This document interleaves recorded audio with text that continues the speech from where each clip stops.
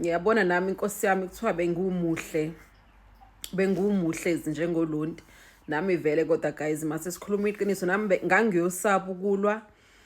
Ngingayitholi sengikopolotekihlo ngendlela engayi-understand, ngayitholi nje sekuphuma amazinyo or senginesikhathi zeni nje inkunzi malanga yeska. Engazi nami ukuthi ngophuma kanjani kusona because nalezi zinto zemali neskin nani they can only do so much. Doctor sabona kuboyita ukuthi iska sakhe basusa kodwa sisakhona nje, bazama ukuthi bembengceze kodwa sisakhona. Uyabona ukuthi imali doesn't solve everything. So ku right kona ukuthi mawuyibona nawe ukuthi uyisipatshazi uvela ubaleke ngempela ke nje. Hayi ungayithola usuyichide manje waphunyelwa yihlo kuliwa kunjani. So uLondi wenze kahle but ke jokes aside, indaba ye bullying inkulu futhi ibalulekile. And in as much as umphakathi wonke usukumile wamsupporta uLondi wakhombisa ukumeseka, bayihlikiza indaba yamini. Nakho engathanda ukuthi ngikucacise, umini naye ngenzeka ukuthi uyadinga usizo, umini naye ngenzeka ukuthi uwumuntu mhlambe ongadinga ukuthi kubheka ukuthi zingaqondiswa kanjani igwegwe kuyena, mhlambe kungaze kufike ekutheni aphelelwe umsebenzi. Ngoba mase sikhuluma ukuphelelwa umsebenzi sikhuluma ngenye into bathandekayo. Sorry, mase sikhuluma ngokungasebenzi nokuphucwa isinkwa emlonyeni. Yebo kona angasifunda isifundo ngezinye indlela mangicabanga, ngoba fanele uthathe isimo somuntu uyifake nawe enyathelweni zalowo muntu, uzibuze ukuthi mangabe kade kuyimina okulesi simo bengizofisa ukuthi lento lenkinga le ixazululwe kanjani. Bengingathanda yini ukuxoshiswa emsebenzini, bengingathanda yini ukuthi ngiphelele umsebenzi. Ngoba when it comes to izinto zomsebenzi kusuke kunabantu abaningi abancike kuloyo muntu, ongenza ukuthi uyasiza ekhaya, uyondla ekhaya, kunabantwana abancike kuyena ongeke mhlambe ongenasidingo ukuthi bayithole sebejeza ngenxa yobundlobongela noma yobulima balowo muntu okusuke kuyena owondlayo ekhaya noma usuke esiza.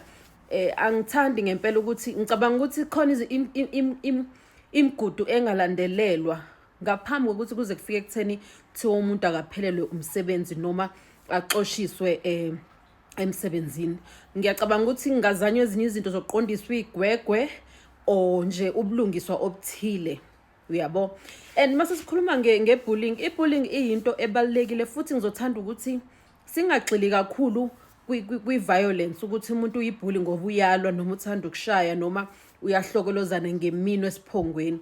Kunalenye ibullying dangerous kakhulu kunale physical, le eyokuthi abantu ba-abuse umuntu noma umuntu abuse umuntu emotionally. Khona abantu ababhulishwayo on a daily basis, they are not even aware ukuthi they are being bullied. Uthole umuntu ayenza ama-remarks athile kuwena akwehlisayo noma akuhumiliateayo noma nje ayehlisa umuntu atheke i-self-esteem yakho. Khona ingane engafundi, asifundi lezi ingane zenza i-homeschooling ngoba zibhulishiwe esikoleni. And ama-bullies, they're so smart in their tactics, so much that bangaku-attack noma bekubhulishe in a very smart way ukuthi ungakwazi ukupinpointa the actual act ukuthi wenze 1 2 3 noma uthe. Bayenza nje in a very smart way lento yabo. Uthola umuntu ekhuluma into yokubhulisha athi no bengidlala, you know, don't be so sensitive. Why are you so sensitive? You are blowing things out of proportion. Uyazi ukuthi liyena lento akade efuna ukisho uyishilo, into ekuwukulimaza emoyeni, into ekuwukulimaza emphefumulweni. Ngicela masibheka ibullying singagcini ngokubheka izenzo zobudlobongela nokulwa nokulimaza. Khona naloko okulimaza umuntu ngokomoya, umbhulisha ngokomoya, ushaya ama-jokes okumbhulisha, unama-comment athize. Kube ngazuthi kuyadlalwa kwesinye isikhathi, kube kwazi ukuthi no, hayi yini unehaba, usunehaba, sengazodinwe into encane kanje, kanti umuntu uyazi ukuthi yena wenzani kuwena. So uthola iy'ngane engasakwazi ukuthi ziye esikoleni, ngeke futhi ekwazi ukubika ekhaya ukuthi ushayiwe noma wenziweni, ngoba akashaywa, ushaywa ngomlomo. Utshelwa into ezomlimaza noma ezombona azizwe emncane noma nje ezoyibona engelutho. Kuphinde nasemsebenzini kuyenzeka abantu bayabhulishwa emsebenzini. Uyabona nje, someone would make you feel like you are good for nothing, noma usoze waba yilutho, noma nje wena ayikho into right oyenzayo emsebenzini, noma nje unezici eziningi. Kuningi nje emsebenzini ukubhulishwa abakutholayo abantu. Uthola umuntu esehlala elova, enza i-sick note, eqamba amanga ethi uyagula, kanti uyazi ukuthi uhlubezekile emsebenzini, uyabhulishwa. Akashaywa leyo muntu, akagwazwa leyo muntu, akahlokolozwa enhloko, kodwa kuney'nkulumo ezimlimazayo ngaphakathi okwenza ukuthi agcine sezonda nomsebenzi, agcine seyekile futhi nasemsebenzini. Nomuntu wesilisa othandana naye uyakubhulisha, noma wesifazane osuke unobudlelwane naye uyakwazi ukuthi ekubhulishe ngomlomo. Yabona-ke le bullying le yomlomo ingozi ngaphezu kokuthi umuntu ekuthinte ngesandla, ngoba iyakulimaza ngaphakathi, ikulimaza buthuli, kodwa umonakalo owenzayo, the damage is too great. Bese futhi ikudla ngaphakathi ungabonakali noma kungazi muntu, ngoba ayikhombisi, awekho ama-actions abonakalayo ukuthi now you are being bullied. So ngingajabula ukuthi ngempela iqhakambiswe kakhulu leyo nto, njengoba kushiwo kuthiwa khona umuntu okudelela ehleka noma okudelela nje engathi kuyadlalwa, uyabo, okudelela ngathi nje usho into enhle kuwena noma kuyancokolwa. Ngakho-ke ngifuna ukucacisa ukuthi lento esibonayo yenziwa umini ebhulisha uLondi, emhlokoloza, esho zonke izinto, embiza ngawo wonke amagama.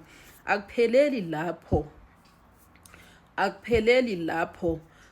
Kukhona impela uhlobo lwe-bullying okuyilona oluyingozi kakhulu, lolu lomoya, lokubhulisha umuntu ngokomoya noma kokuphefumula.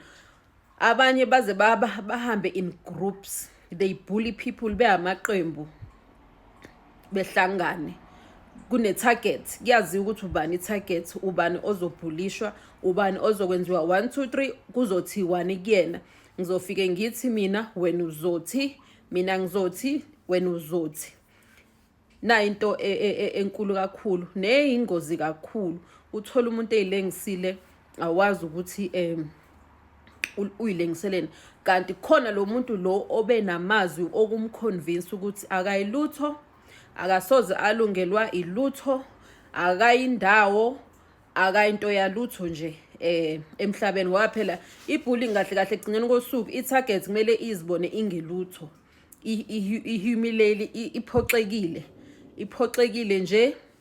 I-goal yamabhuli ukuhumiliator, i-goal yamabhuli it is to belittle. I-goal nje yamabhuli ukudestroya nje, ukudestroya kakhulu. Kuliwa ne-inner peace yomuntu, kuliwa ne-self esteem yomuntu kakhulu.